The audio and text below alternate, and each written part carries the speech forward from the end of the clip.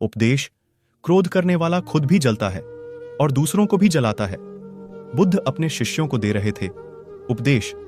तभी एक व्यक्ति को बुद्ध की बातें अच्छी नहीं लगी। वह उठा और बुद्ध का अपमान कर दिया।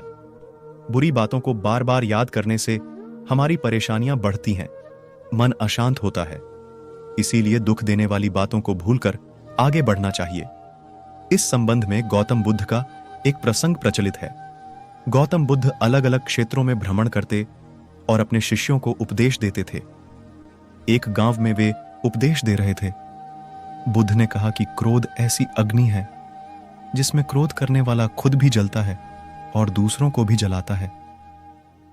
बुद्ध के प्रवचन सुनने के लिए बड़ी संख्या में लोग वहां बैठे थे। उन लोगों में बहुत गुस्से वाला एक व्यक्ति भी बैठा हुआ था। उसे ये बातें पसंद नहीं आई। वह अचानक उठा और बोलने लगा कि बुद्ध, तुम पाखंडी हो। बड़ी बड़ी बातें करना ही तुम्हारा काम है।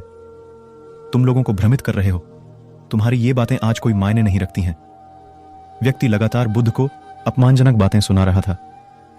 वहां बैठे सभी लोग ये देखकर हैरान थे कि बुद्ध ये सब शांति से सुन रहे थे, लेकिन कुछ बोल नहीं रहे थे। क्रोधी व्यक्ति बुद्ध को शांत देखकर और ज्यादा क्रोधित हो गया। वह बुद्ध के पास गया और उनके मुंह पर थूककर वहां से चला गया। घर पहुंचकर क्रोधी व्यक्ति का मन शांत हुआ तो उसे अपने की पर बहुत पछतावा हुआ। वह बुद्ध से क्षमा मांगने पहुंचा, लेकिन उस गांव से बुद्ध पड़ोस के गांव के लिए निकल चुके थे।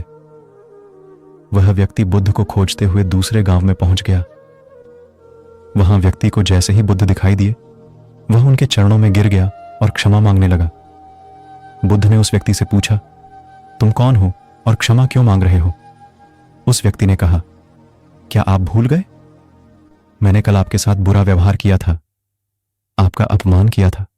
बुद्ध ने कहा, बीता हुआ कल मैं वहीं छोड़ आया हूं और तुम अभी भी वहीं रुके हुए हो। तुम्हें गलती पर पछतावा है। तुमने पश्चाताप कर लिया। अब तुम निष्पाप हो गए हो। बुरी बातें याद करते रहने से हमारा आज बर्बाद हो जाता है। इस आदत की वजह से भविष्य भी बिगड़ सकता है।